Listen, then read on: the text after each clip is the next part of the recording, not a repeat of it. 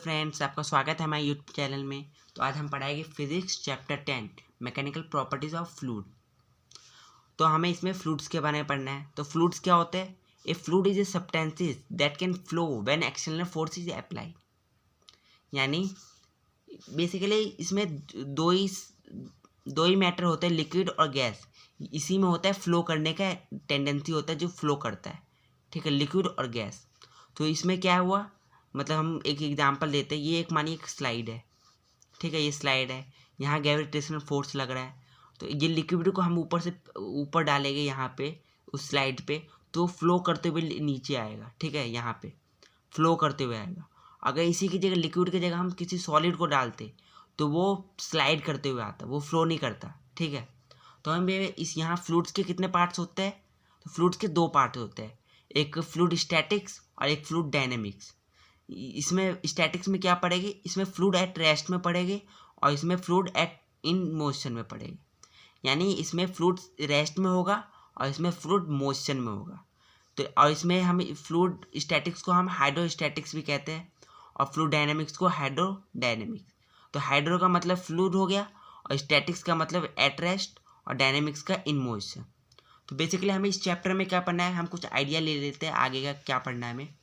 तो बेसिकली हमें इस चैप्टर में पढ़ना है बायोन्सी के बारे में। तो बायोन्सी क्या होता है? जैसे आपने डेड सी के बारे में सुना होगा। तो डेड सी में क्या होता है, वो हर बॉडी पे अपथ्रस्ट लगाता है, क्योंकि उसमें वाटर की डेंसिटी बहुत ज़्यादा होती है, नमक की डेंसिटी उसमें बहुत ज़्यादा होती है, इसलिए वो अपथ्रस्ट लगाता है।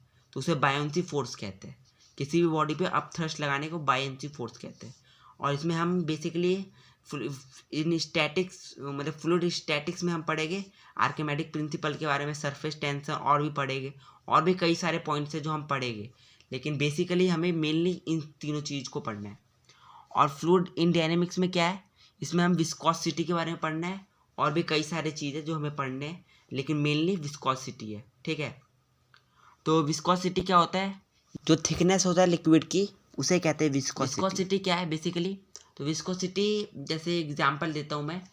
एक आपके पास एक हनी का जार है और एक वाटर का। तो आप अगर हनी के जार को आप उल्टा करेंगे तो हनी उसमें से धीरे धीरे निकलेगा, एक फ्लो कर मतलब एक मोशन में आएगा, फ्लो करते हुए धीरे धीरे। अगर उसी की जगह आप वाटर लेके अगर उसको पलटेंगे तो वाटर तुरंत आ जाएगा। क्यों? क्योंकि वाटर की विस्कोसिटी बहुत कम है और हनी की बहुत ज़्यादा है विस्कोसिटी। ठीक है, तो हम आगे पढ़ेंगे इस चैप्टर में डिटेल में। तो इस बेसिकली हमें इस चैप्टर में हाइड्रोस्टैटिक्स और हाइड्रोडायनेमिक्स पढ़ना है। तो हम हाइड्रोस्टैटिक्स पढ़ेगा और हाइड्रोडायनेमिक्स अगले पार्ट्स में। तो थैंक यू फॉर वॉचिंग, फिर मिलते हैं अगले वीडियो में।